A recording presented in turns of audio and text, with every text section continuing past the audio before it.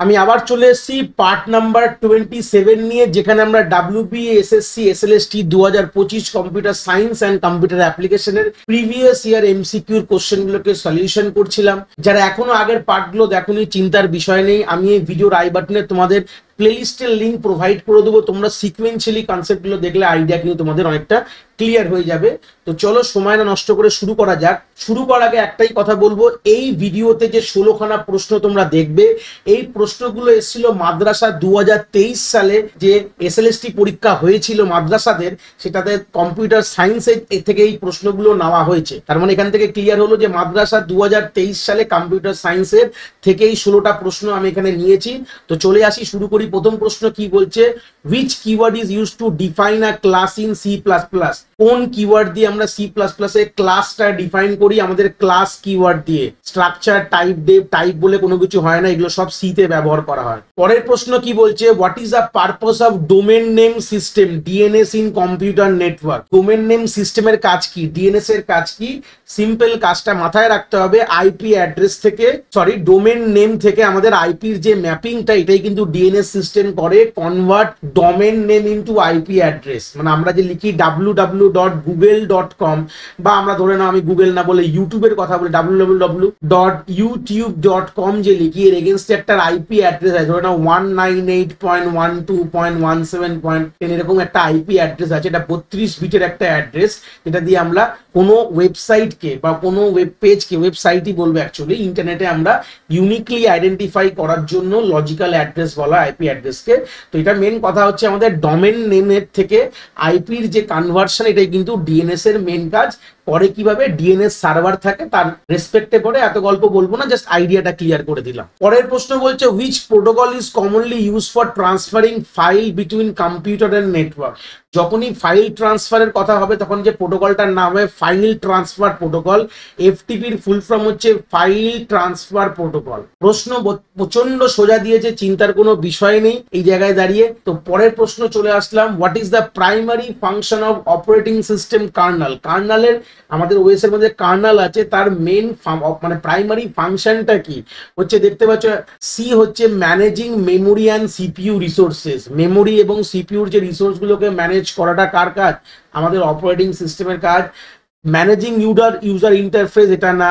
Handling device driver, এটাও না। Executing application problem, এটাও কিন্তু সিপিইউর কাজ হয়ে গেল। তাহলে আলটিমেটলি সিপিইউ রিসোর্স এবং মেমোরিকে ম্যানেজ করে কে আমাদের কার্নালের কিন্তু মেন প্রাইমারি কাজ কিন্তু হবে। এই হচ্ছে বেসিক আইডিয়া। পরের প্রশ্ন কি বলছে, which network topology connect each node to every other node in the network? মানে ধরে নাও আমাদের এগুলো নোড রয়েছে, এই একটা নোড থেকে আমি সবগুলো নোডে এরকম কানেকশন রয়েছে, এরকম ভেবে নাও। এরকম যদি কোনো কানেকশন হয়, এটা কি টোপোলজি বলা হয়? বলবো মেশ টোপোলজি। মেশে কিন্তু সবগুলোর সাথে সবগুলোর কিন্তু কানেকশন থাকে। এই হচ্ছে বেসিক আইডিয়া। পরের প্রশ্ন বলছে, which layer of OSI model is responsible for data routing and forwarding? OSI মডেলের কোন লেয়ার রেসপন্সিবল হয় ডেটা রাউটিং এবং ফরওয়ার্ডিং? সেটা মুখস্থ থাকতে হয়। প্রত্যেকটি লেয়ারের কাজ কিন্তু মুখস্থ না থাকলে তোমরা পারবে না। তো আমাদের এটা নেটওয়ার্কিং থেকে প্রশ্ন দিয়েছে, আমাদের ওএসআই মডেল এবং টিসিপিআই মডেল দুটোকে কিন্তু ভালো করে আমাদের জানা উচিত।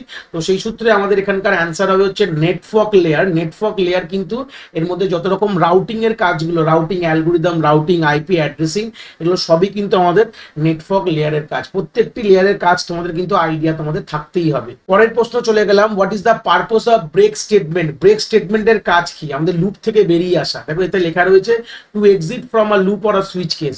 লুপ থেকেও করতে পারো এবং আমরা সুইচ কেস থেকে করতে পারি, তাহলে এ হবে কিন্তু আমাদের কারেক্ট অ্যান্সার। 8 নম্বর বলছে, what is encapsulation in object oriented programming? Encapsulation কথাটার মানেটা কি? আমাদের অবজেক্ট ওরিয়েন্টেড প্রোগ্রামিং এ এনক্যাপসুলেশন কথার মানে হচ্ছে ডেটা আর ফাংশনকে যদি আমরা একটা ইউনিটে বাইন্ড করে রাখি, তখন তাকে বলা হয় encapsulation. Binding up of data and function in a single unit, যদি কথাটা বলি, এটা হচ্ছে তার ডেফিনেশন। ডেটা এবং ফাংশনকে একটা ইউনিটের মধ্যে বাইন্ড করে রাখাটাকে কি বলা হয়? এনক্যাপসুলেশন। কেন করি? যাতে আউটার ওয়ার্ল্ড থেকে আমরা প্রোটেক্ট করতে পারি, যাতে মিসইউজ হওয়ার থেকে এটাকে প্রোটেক্ট করার জন্য কিন্তু এই জিনিসটাকে আমরা করি। পরের প্রশ্ন চলে গেলাম, which type of database model represent data as a collection of objects with properties and method? কোন টাইপ ডেটাবেস মডেলের কোন টাইপের কথা বলেছে যে কিনা data as a collection of object এবং প্রপার্টি মেথড হিসেবে স্টোর করে, কোন এরকম ডেটাবেস মডেল, এটাকে বলা হয় অবজেক্ট ওরিয়েন্টেড। যেখানে অবজেক্টের কথা চলে আসছে তার মানে সেখানে যে অ্যান্সারটা হবে link to the object concept. ডেটাগুলোকে আমরা as a collection of object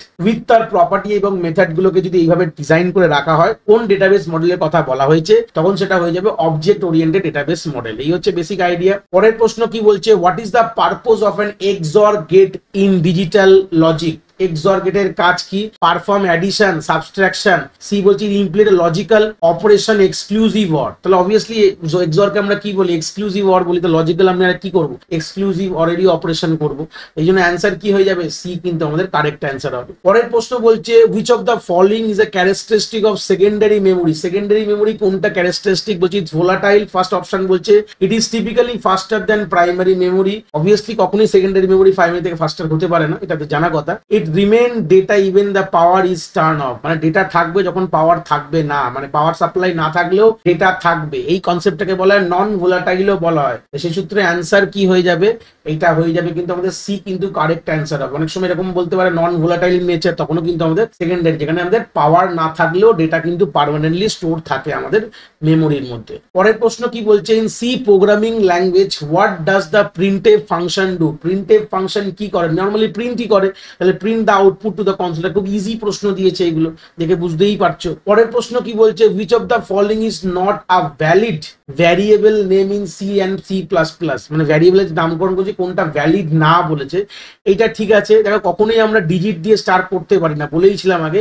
তো this will be the correct answer. ঠিক আছে, বাদ বাকি আন্ডারস্কোর দিয়ে শুরু করা যায় এবং ভ্যারিয়েবল লাস্টে গিয়ে করা যায়, কোনো অসুবিধা নেই।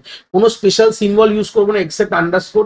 কখনো ক্যারেক্টার লেটার দিয়ে স্টার্ট করবো না, ডিজিট দিয়ে কখনো স্টার্ট করবো না। এই হচ্ছে বেসিক আইডিয়া আছে। চলে আসি পরের প্রশ্ন কি বলছে, what is the purpose of malloc. ম্যালকের কাজ কি? সি প্রোগ্রামিং এ ডাইনামিক্যালি মেমোরি অ্যালোকেট করে। দেখো গল্পতে বলছে বিতে টু অ্যালোকেট মেমোরি ডাইনামিক্যালি। এই হচ্ছে বেসিক আইডিয়া। পরের প্রশ্ন কি বলছে, which type of loop in C++ execute is body as long as the specified condition evaluates to true. বলছে কোন ধরনের লুপের কথা বলেছে যেখানে তার বডিটা আলটিমেটলি এক্সিকিউট হবে যখন তার কন্ডিশন ট্রু থাকবে। দেখো আলটিমেটলি আমাদের যে যদি লুপের গল্পই বলে যেখানে আমাদের কন্ডিশন ট্রু হলে, ধরো না কন্ডিশন দিয়েছি, লুপের নামটা এখানে রয়েছে, এই বডিটা কন্টিনিউয়াসলি এক্সিকিউট করবে যখন এর কন্ডিশনটা ট্রু থাকবে। এরকম লুপ কি আছে? আমাদের ওয়াইল লুপই আছে। ডু ওয়াইল তো ডুটা উপরে থাকবে, নিচে ওয়াইল থাকবে। ওয়াইল লুপ হচ্ছে এমন একটি লুপ যেখানে তার কন্ডিশন ট্রু হলে কন্টিনিউয়াসলি কিন্তু চলে, কারণ কি ইনিশিয়ালাইজার বাইরে থাকে আর যে ইনক্রিমেন্টাল ডিক্রিমেন্টাল বডির পার্টই থাকে। তাহলে আলটিমেটলি যত পর্যন্ত কন্ডিশন ট্রু তত পর্যন্ত চলতেই থাকবে। খুব ইম্পর্টেন্ট প্রশ্ন কিন্তু, এটা মাথায় রেখে নাও। এই প্রশ্নের উত্তর হবে বি ওয়াইল লুপ। কিন্তু পরের প্রশ্ন বলছে, what is the output of the following C++ code snippet. যেখানে বলেছে x এর ভ্যালু 5++x, এটাকে কিন্তু post increment pre increment operator. ++x কিন্তু আমাদের প্রি ইনক্রিমেন্ট হচ্ছে, তার মানে আগে ইনক্রিমেন্ট হবে তারপর প্রিন্ট হবে। তাহলে x এর ভ্যালু 5 ছিল, 1 বেড়ে 6 হবে, তাহলে 6টা কিন্তু প্রিন্ট করবে। অ্যান্সার হবে বি, এটা কিন্তু আমাদের 6 কিন্তু অ্যান্সার হবে। তো এই গিয়ে আমরা মোটামুটি 16খানা প্রশ্ন এখানে শেষ করলাম। ভিডিওটা ভালো লাগলে লাইক করে দিও, বন্ধু বান্ধবের সঙ্গে শেয়ার করো যারা এই পরীক্ষায় বসতে ইচ্ছুক। আর হ্যাঁ, চ্যানেলটাকে সাবস্ক্রাইব করে দিও। আগামী দিনে এরকম ধরনের আরো ভালো ভালো প্রশ্ন এমসিকিউ এই মাদ্রাসা থেকে নিয়ে আসবো। তোমরা এই ভিডিও নোটসটা আমার টেলিগ্রাম চ্যানেলে পেয়ে যাবে, তার লিঙ্কের আমরা ভিডিও ডিসক্রিপশনে প্রোভাইড করে দিয়েছি। যদি কোনো ডাউটস থাকে আমায় কমেন্ট সেকশনে জানাতে নিশ্চয়ই ভুলবে না, সমাধান করার চেষ্টা নিশ্চয়ই করব। সবাই ভালো থেকো, আবার আমাদের পরের পার্টে দেখা হবে।